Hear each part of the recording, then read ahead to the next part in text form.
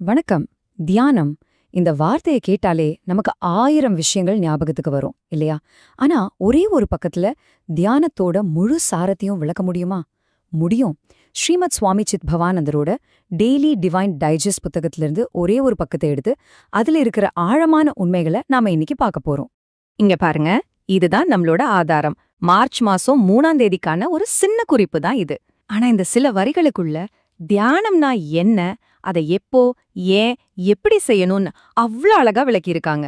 வாங்க, இதுல முதல்ல என்ன சொல்லிருக்காங்கன்னு பார்க்கலாம். சரி, முதல்ல ஒரு அடிப்படையான கேள்விக்கு வருவோம். நம்ம எல்லாருமே மெடிடேஷன், தியானம்னு சொல்றோம். ஆனா அப்படின்னா உண்மையில என்ன அர்த்தம்? இந்த வழிகாட்டி அதுக்கு ரொம்ப தெளிவான, சக்தி வாய்ந்த ஒரு வரையறைய கொடுக்குது. ஒருமுகப்படுத்தப்பட்ட எண்ணம் தடையின்றி பாய்வது. இந்த வரிய ஒரு நிமிஷம் யோசிச்சு பாருங்க. ஒரு ஆறு மாதிரி அங்க இங்கன்னு செதறி ஓடாம ஒரே ஒரு திசைய நோக்கி எந்த தடையும் இல்லாம போயிட்டே இருக்கல. அதே மாதிரிதான் நம்ம எண்ணமும் ஒரே ஒரு இலக்குல நிலைச்சு நிக்கணும். அந்த நிலைதான் தியானம். ஓகே, மனசு ஒருமுகப்படுத்தணும்னு புரிஞ்சிடுச்சு. ஆனா அதுக்குன்னு ஒரு நேரம் காலம் இருக்கா? ஒரு நாளைக்கே 24 மணி நேரம் இருக்கு. இதுல தியானம் பண்ண எது பெஸ்ட் டைம்?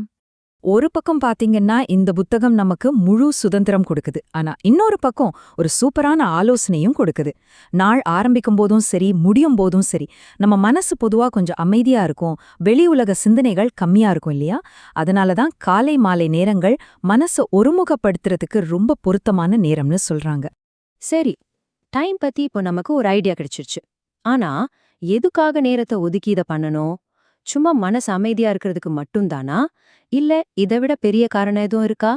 இந்த வழிகாட்டி சொல்ற பதில்தான் தியானத்தோட ரொம்ப முக்கியமான ஒரு அம்சம். இந்த வரிய கொஞ்சம் நல்லா கவனிங்க. இது ஏதோ நம்ம டென்ஷனை குறைக்கிற விஷயம் மட்டும் இல்ல. நமக்குள்ளேயே ஒழிஞ்சிட்டு இருக்கிற திறமைகள், நம்ம கிரியேட்டிவிட்டி, ஆழமா புரிஞ்சுக்கிற சக்தி, கருணை, இது எல்லாத்தையும் தட்டி எழுப்பி நம்மள ஒரு சிறந்த மனுஷனா மாத்துறதுக்கான ஒரு பயிற்சி இது. சரி, நம்மளோட திறமைகளை வளர்க்கறது தான் நோக்கம்னு வச்சுக்கலாம். ஆனா இந்த பயணத்தை நம்ம எப்படி ஆரம்பிக்கிறது? நம்ம எண்ணங்களை எங்க கொண்டு போய் நிறுத்துறது? அதுக்கும் இந்த வழிகாட்டி சில பிராக்டிக்கலான ஐடியாஸ் கொடுக்குது. இங்கதான் பாருங்க, தியானம்ங்கிறது எவ்ளோ ஒரு பர்சனலான விஷயம்னு புரியுது. ஏதோ ஒரு குறிப்பிட்ட சாமி மேலதான் இல்ல ஒரு மந்திரத்தை சொல்லிதான் தியானம் பண்ணணும்னு எந்த கட்டாயமும் இல்ல. உங்களை எது மேம்படுத்துதோ, எது உங்களை உயர்வா உணர வைக்குதோ அதுவே உங்க தியான பொருளா இருக்கலாம். இங்க கொடுத்திருக்கிற உதாரணங்களை பாருங்களே. ஒரு அழகான இயற்கை காட்சி நம்ம மனச அதுவே அமைதிப்படுத்திடும். சூரியனோட ஒளி அது ஒரு எனர்ஜியை கொடுக்கும் இல்லையா? ஒரு விளக்கோட சுடர் நம்ம கவனத்தை ஒரு இடத்துல குவிக்க உதவும். ஒரு நல்ல சிந்தனை நம்மளை இன்னும் உயர்த்தும். இது எல்லாமே நம்ம சிதற எண்ணங்களை ஒரே இடத்துல கொண்டு வரதுக்கான கருவிகள் தான். இயற்கை, ஒளி, நல்ல எண்ணங்கள் இதெல்லாமே ரொம்ப நல்லதுதான். ஆனா இந்த புத்தகம் இது எல்லாத்த விட ஒரு உன்னதமான தியான பொருளை முன்னாடி வைக்குது. வெளியே இருக்கிற பொருளை எல்லாம் தாண்டி நம்ம கவனம் எங்க போகணும்னு சொல்லுது தெரியுமா? இதோ பதில். இங்கதான் தியானம் ஒரு வெளிப்பயிற்சியிலிருந்து ஒரு உள்பயணமா மாறுது. அதாவது என்ன சொல்றாங்கன்னா, அமைதியையும் சக்தியையும் அந்த தெய்வீகத்தையும் நீங்க வெளியே எங்கேயும் தேட வேண்டாம். அது உங்களுக்குள்ளே தான் இருக்கு.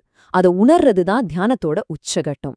ஓகே, தியானம்னா என்ன, எப்போ பண்ணணும், எதுக்காக பண்ணணும், எதை வச்சு பண்ணணும்னு எல்லாத்தையும் இப்ப பார்த்துட்டோம்.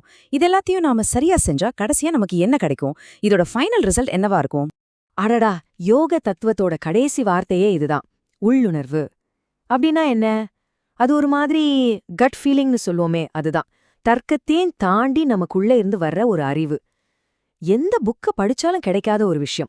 கரெக்டான நேரத்துல கரெக்டா என்ன செய்யணும்னு சொல்ற ஒரு உள் வழிகாட்டி. அந்த வழிகாட்டிய தியானம் நமக்கு திறந்து கொடுக்கும். பாத்தீங்களா?